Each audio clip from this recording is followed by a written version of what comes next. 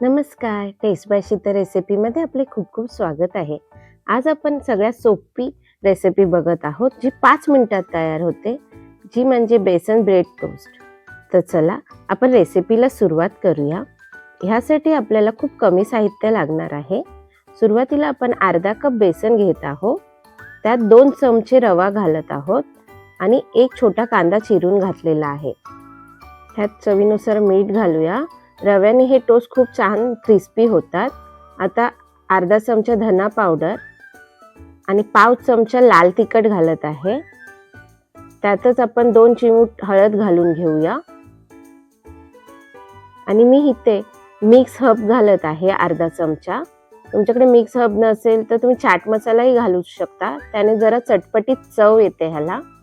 आणि बेसन पीठ आहे म्हणून आपण चिमूटभर हिंग घातला आहे. आता ह्यात आपण पाणी घालून ह्याचं चांगलं बॅटर करून घेऊया.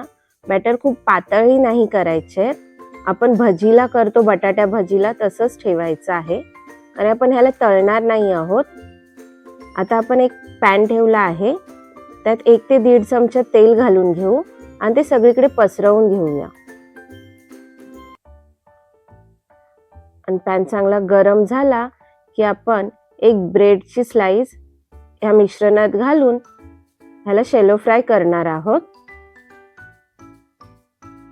मी ह्याच्यात फक्त कांदा घातला आहे. तुम्हाला हवे असेल तर तुम्ही ह्याच्यात कोथिंबीर आणि अजूनही भाज्या घालू शकता, पण कांद्याची क्रिस्पीनेस ह्याच्यात खूप छान लागते म्हणून मी फक्त कांदा घातलेला आहे. आता आपल्याला दोन्ही साईडून 2-2 मिनिटं हे चांगलं शेकून घ्यायचं आहे. 2 मिनिटं झाली आहेत. आता आपण ह्याला पलटून घेऊया. बघा छान रंग आला आहे. आता आपण दुसऱ्या बाजूनही चांगले त्याला शेकून घेऊया. आता 2 मिनिटं झाली आहेत. आपण ह्याला काढून घेऊ आणि ह्याला मधून कट करून ह्याच्यावर मी थोडं सजावटीसाठी चीज घालत आहे. हे आपण टोमॅटो सॉस बरोबर, चटणी बरोबर या असेही खाऊ शकतो.